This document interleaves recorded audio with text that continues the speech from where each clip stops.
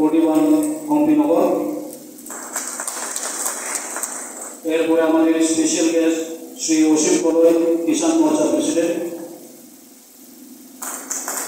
এরপরে আমাদের প্রিয় এসএ হম্পি সাব ডিভিশন শ্রী নিবাস দেববর্মা।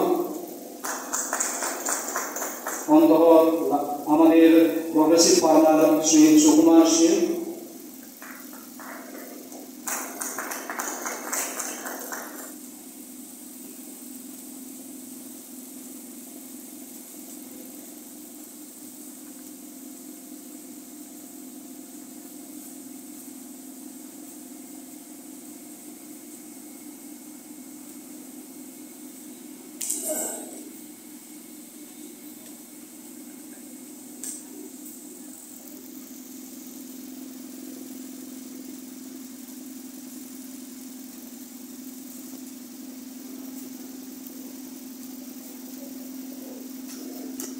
ধন্যবাদ।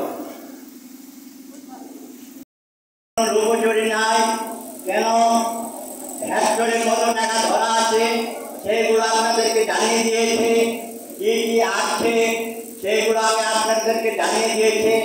এইটা জানানোর সব আসল কথা হলো মানুষ বলে সরকার আমাদেরকে ঠকিয়েছে, না সরকার আমাদেরকে ঠকেনি, সরকারকে আমরা ঠকাই, সরকারকে আমরা ঠকাচ্ছি। কেননা সরকার যেভাবে আমাদেরকে দিচ্ছে সেখানে আমরা কাজে লাগাইনি, মূল্যায়ন করিনি আমাদের দেশ কীভাবে উন্নত হবে। আমরা কৃষি আমরা সামনের দিকে এগিয়ে হবে। কেননা আমাদের ত্রিপুরা রাজ্য ভারতবর্ষে 80% লোক কৃষক, এই 80% লোকের কাছে আমাদের সরকার আছে। আজকে আপনারা দেখেন এই সরকার যা করে তাই করে। এই যে এটাই যদি আমরা নিয়মিতভাবে করে আমাদের ত্রিপুরা রাজ্যের কোনো অভাব থাকবে না।